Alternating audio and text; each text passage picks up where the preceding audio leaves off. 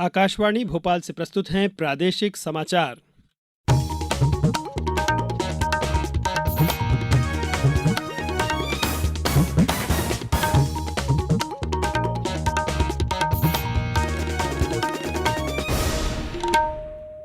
नमस्कार, समाचारों के साथ मैं नवनीत चौबे।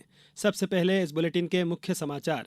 प्रधानमंत्री नरेंद्र मोदी ने कहा कि विकास और संस्कृति के संगम से 21वीं शताब्दी में देश आगे बढ़ेगा। प्रदेश में विकसित भारत संकल्प यात्रा से आम लोग हो रहे हैं लाभान्वित। भारत अब तीसरा सबसे बड़ा स्टार्टअप केंद्र बन गया है, कहा सूचना और प्रसारण मंत्री अनुराग ठाकुर ने। और प्रदेश में आगामी 1 जनवरी से शुरू होगी साइबर तहसील व्यवस्था। अब समाचार विस्तार से। प्रधानमंत्री नरेंद्र मोदी ने अयोध्या में महर्षि वाल्मीकि अंतर्राष्ट्रीय हवाई अड्डे का उद्घाटन और 15,700 करोड़ रुपए की लागत की कई विकास परियोजनाओं का शुभारंभ किया। इस मौके पर प्रधानमंत्री ने कहा कि हमारी सरकार अयोध्या के विकास पर ध्यान केंद्रित कर रही है, क्योंकि आने वाले दिनों में लाखों लोग यहां आएंगे। धार्मिक स्थलों को विकसित करने की अपनी सरकार के कार्यों का उल्लेख करते हुए उन्होंने कहा कि विकास और संस्कृति के संगम से 21वीं शताब्दी में देश आगे बढ़ेगा। प्रधानमंत्री ने लोगों से आग्रह किया है कि वे अयोध्या के नवनिर्मित मंदिर में रामलला की प्राण प्रतिष्ठा के दिन 22 जनवरी को देश में दीपावली मनाएं और राम ज्योति प्रज्वलित करें। प्रदेश में विकसित भारत संकल्प यात्रा को आम लोगों का भरपूर समर्थन मिल रहा है। हमारे शिवपुरी संवाददाता ने बताया, जिले में इस समय विकसित भारत संकल्प यात्रा का आयोजन किया जा रहा है। इस दौरान जिले के विभिन्न ग्रामों में शिविर लगाए जा रहे हैं, जिसमें लोगों को केंद्र सरकार द्वारा चलाई जा रही विभिन्न योजनाओं की जानकारी दी जा रही है। इस मौके पर योजना के पात्र हितग्राहियों को लाभान्वित किया जा रहा है। वहीं मंडला जिले के रैगांव में विकसित भारत संकल्प यात्रा में राज्यपाल मंगूभाई पटेल सहित केंद्रीय इस्पात एवं ग्रामीण विकास राज्य मंत्री फग्गन सिंह कुलस्ते, मंत्री संपतिया उइके व अन्य जनप्रतिनिधियों व आमजनों की उपस्थिति रही। विकसित भारत संकल्प यात्रा के तहत नीमच जिले में गांव-गांव में संकल्प यात्राओं का आयोजन किया जा रहा है। अशोकनगर जिले में विकसित भारत संकल्प यात्रा के तहत आज जिले की ग्राम पंचायत गणेश खेड़ा में शिविर का आयोजन किया गया।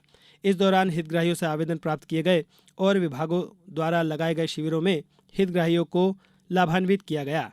रीवा विकासखंड के ग्राम कोठी में विकसित भारत संकल्प यात्रा में आयोजित शिविर में उप मुख्यमंत्री राजेंद्र शुक्ल ने आमजनों से संवाद किया। उन्होंने कहा कि शासन की योजनाओं की जानकारी देने और लाभ प्रदान करने के लिए विकसित भारत संकल्प यात्रा शुरू की गई है। हजारों हितग्राही अब तक इससे लाभान्वित हुए हैं। केंद्र सरकार ने स्वामित्व योजना के तहत देश में करीब 1 करोड़ 25 लाख संपत्ति कार्ड जारी किए हैं। इनमें से 35 लाख संपत्ति कार्ड प्रधानमंत्री नरेंद्र मोदी द्वारा राष्ट्रीय पंचायती राज दिवस पर बांटे गए। पंचायती राज मंत्रालय ने बताया कि योजना के तहत 2,79,000 गांवों में ड्रोन उड़ाने का काम पूरा हो चुका है। मंत्रालय ने यह भी बताया कि चालू वर्ष में लगभग 18 लाख प्रतिभागियों ने राष्ट्रीय ग्राम स्वराज अभियान के तहत प्रशिक्षण प्राप्त किया है और कुल 42 पंचायतों को उनके प्रदर्शन के आधार पर सम्मानित किया गया है। मंत्रालय ने कहा कि 21,05,628 ग्राम पंचायतों को मंजूरी दी गई है, जिन्होंने इस साल अपने नागरिक घोषणा पत्र अपलोड कर दिए हैं। प्रधानमंत्री नरेंद्र मोदी कल सुबह 11 बजे आकाशवाणी पर मन की बात कार्यक्रम में देश विदेश के लोगों के साथ अपने विचार साझा करेंगे। यह मासिक रेडियो कार्यक्रम की 108वीं कड़ी होगी। यह कार्यक्रम आकाशवाणी और दूरदर्शन के समूचे नेटवर्क पर प्रसारित किया जाएगा। यह आकाशवाणी की वेबसाइट और news on AIR mobile app पर भी उपलब्ध होगा। अब समाचारों में वक्त है एक ब्रेक का।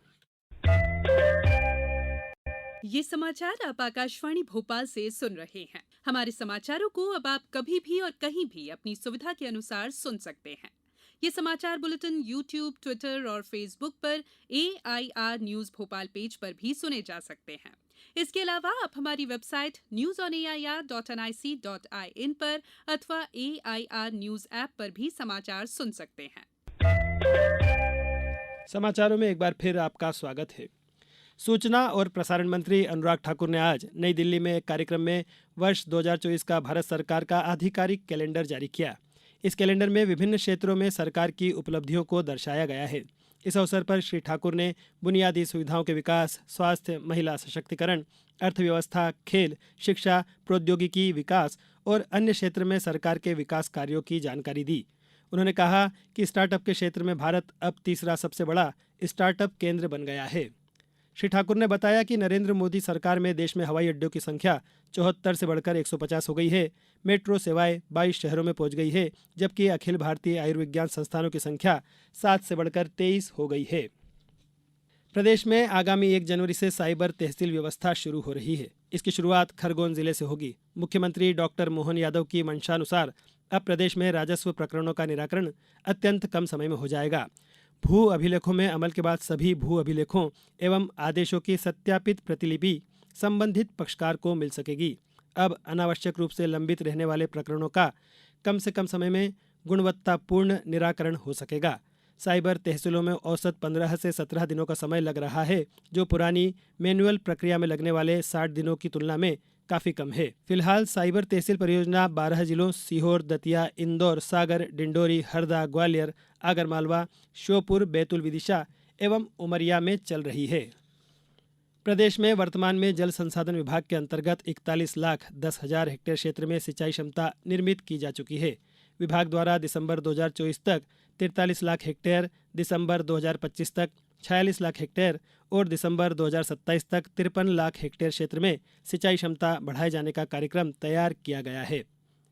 जल संसाधन विभाग के अंतर्गत वर्तमान में 40 वृहद, 63 मध्यम और 375 लघु परियोजनाएं निर्माणाधीन है, जिनकी कुल सिंचाई क्षमता 30 लाख हेक्टेयर है।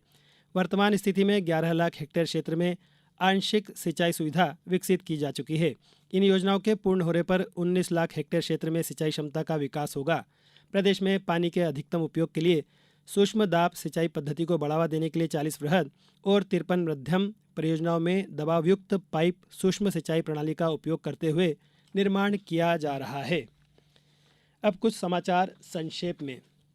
एम्स भोपाल के आयुष और फिजियोलॉजी विभाग ने आज वॉक विद ब्रिलियंस चिल्ड्रन योग कैंप की मेजबानी की। गुना जिले में आज जनजातीय कार्य मंत्रालय भारत सरकार के द्वारा प्रधानमंत्री जनजातीय आदिवासी न्याय महाअभियान के तहत जिला स्तरीय समिति की बैठक आयोजित की गई। शिवपुरी जिला चिकित्सालय का आज स्थानीय विधायक देवेंद्र जैन ने निरीक्षण किया और यहां पर आवश्यक स्वास्थ्य सुविधाओं को लेकर अधिकारियों के साथ एक बैठक की। इस बुलेटिन में बस इतना ही। नमस्कार।